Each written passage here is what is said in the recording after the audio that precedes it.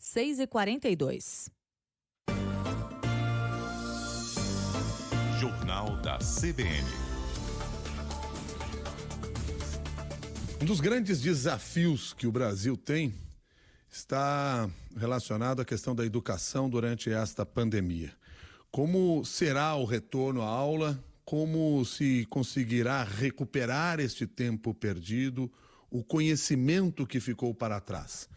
Esse será tema de uma discussão aqui no Brasil, no dia de hoje, e que tem a participação do Unicef. E por isso, nós estamos hoje convidando a representante do Unicef no Brasil, Florence Bauer, para nos ajudar a pensar um pouco mais a propósito desse assunto. Florence, muito obrigado pela sua gentileza de ter aceitado o nosso convite. Um bom dia.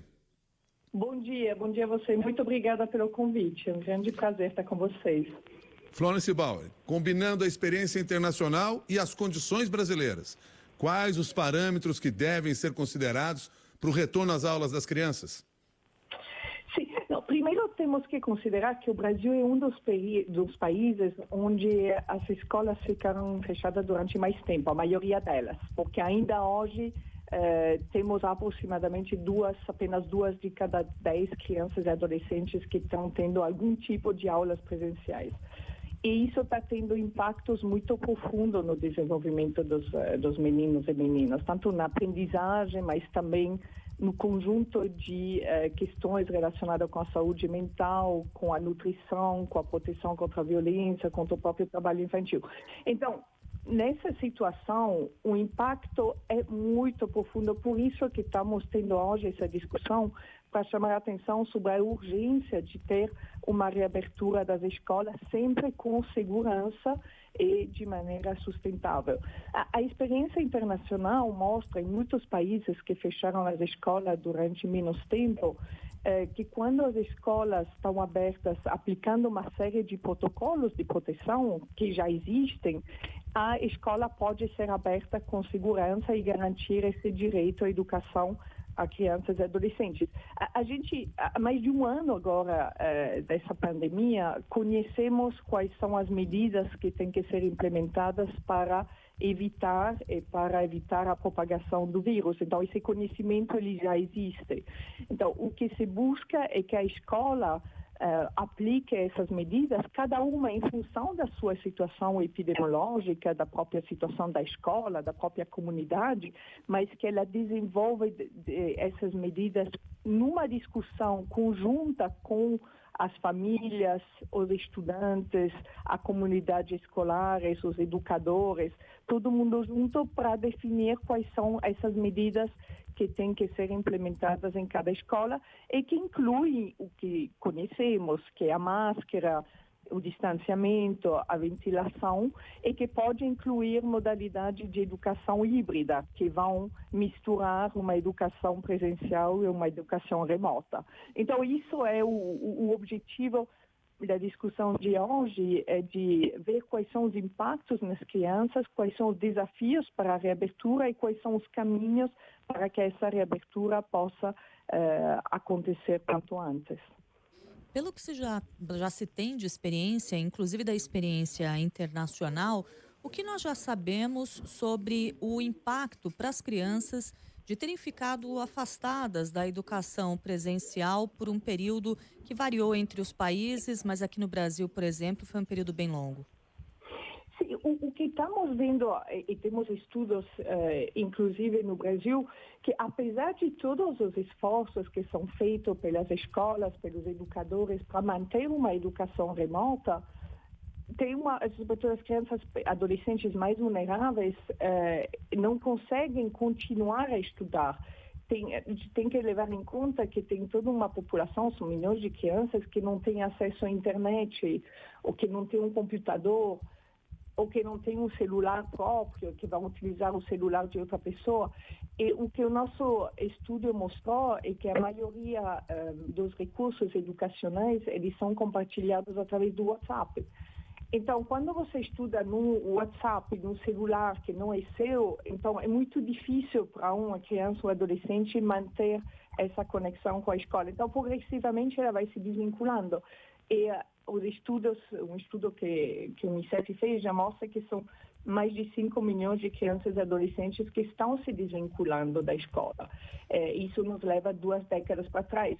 O que a experiência mostra também no Brasil e outros países é como isso impacta na própria saúde mental, no próprio equilíbrio emocional das crianças e adolescentes, porque é uma situação que não é natural, é uma época da vida onde, ainda mais do que nas outras épocas da vida, a convivência com outras pessoas, outros pares, assim, educadores, é tão fundamental para o desenvolvimento que numa situação onde durante tanto tempo crianças e adolescentes não têm acesso à escola, tem um impacto muito profundo. E tem um impacto também na nutrição. Os estudos mostram que só a metade tiveram acesso à merenda escolar. E isso já está tendo impactos no nível de nutrição, com parte das crianças que não têm acesso a uma nutrição adequada e com aumento também, por exemplo, de alimentos industrializados, que não são os alimentos saudáveis que eles precisam nessa fase de vida. Ou seja, é um impacto extremamente profundo que toca todas as dimensões do desenvolvimento da criança e adolescente e durante um período tão longo que realmente estamos com uma situação de urgência. Já estamos perdendo muitas vidas pelo Covid, mas corremos um risco muito alto de perder muitos dos progressos que foram alcançados nas últimas décadas, assim, do acesso a uma educação para todos. Me permita só confirmar com a senhora esse número a qual a senhora se referiu, 5 milhões de crianças que estariam já desvinculadas da escola, são números do Brasil? Esse é o número do Brasil, sim. Antes da pandemia, era aproximadamente 1,5 milhão de crianças e adolescentes que estavam fora da escola. Com a pandemia, subiu para 5 milhões. Isso inclui as crianças e adolescentes que não estão tendo um vínculo nesse momento com a escola. Elas podem ainda ser matriculadas, mas não estão tendo atividade. São dados de novembro. Então, existe o risco que o dado seja maior, inclusive. E há a possibilidade de resgatar essas crianças para a sala de aula novamente? Ou essa desvinculação ao longo desse ano pode fazer com que elas simplesmente não voltem à educação? Esse é um risco real que você está levantando. Então, por isso, é urgente a reabertura da escola e ir atrás dessas crianças e adolescentes, ter a busca ativa, que inclusive existe em muitos municípios, a metodologia de busca ativa, que envolve os setores de saúde, de educação e de assistência social, que precisam ir atrás de cada criança e adolescente que estava fora da escola antes da pandemia ou que se desvinculou nesse período e ter um acolhimento especial dentro da escola, uma adaptação do currículo, um cuidado especial com essas crianças e adolescentes que ficaram desvinculados por tanto tempo. Então, o risco existe, a possibilidade de mitigar esse risco existe também e passa por uma busca ativa de quem está fora da escola ou desvinculado e por um acolhimento muito flexível, assim, um acompanhamento pedagógico dessas crianças e adolescentes. Muitas escolas brasileiras estão começando a adotar um modelo híbrido de educação, algo entre o que tínhamos antes e a educação remota, né? Uma mistura, as crianças vão à escola algumas vezes por semana, mas não vão todos os dias. Tem parte do conteúdo transmitido de forma remota. O que a gente sabe a respeito dos resultados possíveis de serem alcançados com essa prática?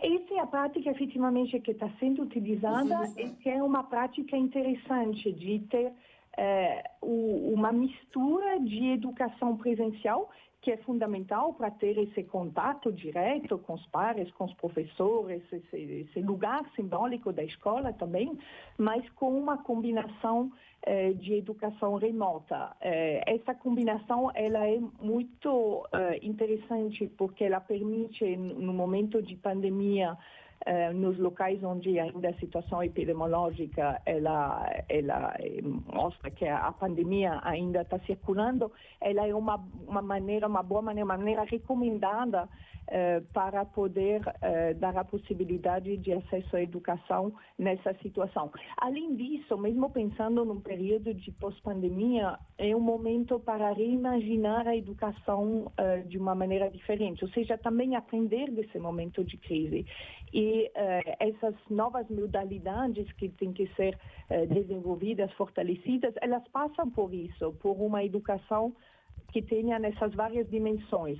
Uma dimensão presencial, que, repito, é fundamental, mas, ao mesmo tempo, dar outro tipo de recursos. Por isso, também a importância das leis, assim, dos projetos de lei que prevêem uma conectividade das escolas, do acesso à internet para os estudantes, porque eu vejo que vamos cada vez mais na direção de uma educação efetivamente que utiliza esses vários recursos que são complementares e que podem ser muito ricos para a criança e adolescente. Nós falamos muito aqui dos alunos. E quanto aos professores, que tipo de trabalho será necessário, porque eles serão os agentes principais na recuperação desses jovens? Sim, primeiro os professores têm que ser envolvidos nesse diálogo com o resto da comunidade escolar para definir qual é a melhor modalidade em função da situação de cada escola, de cada município. Então, isso tem um papel muito ativo desde o início dessa reabertura, porque o que se busca é que as medidas deixam toda a comunidade segura, os professores, os outros adultos que trabalham na escola, como merendeiras, por exemplo, as famílias, educadores, toda a comunidade. E depois, na chegada dessas crianças e adolescentes, os professores têm que ter essa atenção personalizada, levar em conta que tem no grupo de alunos que vai voltar, tem essas crianças e adolescentes mais vulneráveis, que muitas delas ficaram sem esse vínculo com a escola. Então, perderam o hábito, inclusive, de estudar e tiveram, em alguns casos, que envolver-se em outro tipo de atividade que pode incluir o trabalho, por exemplo. Então, é tudo uma readaptação, uma reaprendizagem do aprender, na realidade, a capacidade de aprender. Então, tem que ter um acolhimento, um reconhecimento que as disparidades aumentaram, se as disparidades já eram altas antes, com essa situação elas aumentaram, ou seja, quem conseguiu estudar, quem tinha internet, computador, condições adequadas e um acompanhamento, talvez, da família, conseguiu, assim, continuar a estudar, e o outro tipo de menino ou menina que não conseguiu. Então, essas disparidades que já existiam antes, elas se amplificam no âmbito de uma mesma sala de aula. Então, o professor tem que ter um cuidado muito personalizado e acolhedor e empático com a situação de cada uma das crianças e dos adolescentes, e, ao mesmo tempo, reconhecendo também a dificuldade que os professores passaram nesse período, que também tiveram que se adaptar num âmbito muito desafiador. Então, também tem que ter um reconhecimento do esforço dos professores e um acompanhamento também do próprio professor dentro do âmbito escolar, para que juntos eles busquem a melhor maneira de apoiar essas crianças e adolescentes. Pela gentileza de antecipar aqui alguns dos temas que serão discutidos aí no seminário Reabertura Segura das Escolas, seminário esse que acontece hoje. Muito obrigado e até uma nova oportunidade. Muito obrigada, foi um prazer. Bom dia para vocês. Bom dia. Florence Bauer é a representante do Unicef aqui no Brasil. Aliás, sobre essa questão de acesso à internet, etc., nós vamos conversar com o professor Mário Sérgio Cortella daqui a pouquinho, conversa de primeira. Mas antes, tem notícias da cidade, repórter CBN, Juca Kifuri, tem muita coisa aí. 6h56.